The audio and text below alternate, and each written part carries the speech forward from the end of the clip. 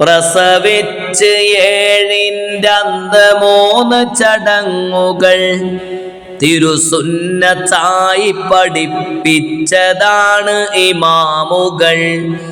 ഒന്നാമതായി കുട്ടിക്ക് പേര് വിളിക്കല് നമുക്കുള്ള ബാധ്യതയായി എണ്ണിക്ക് ചാബില്.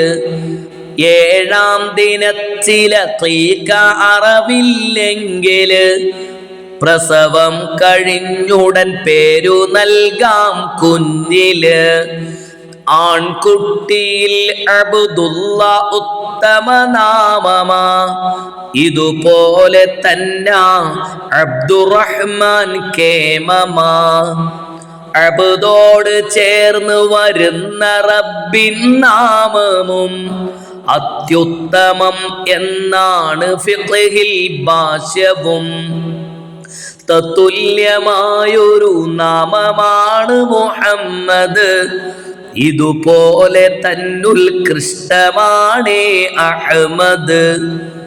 മറ്റംബിയായിൻ നാമവും ഇതുപോലെയാ, ബർക്കാത്ത് കുട്ടിയിലെത്തുവാൻ വഴിയേറെയാ.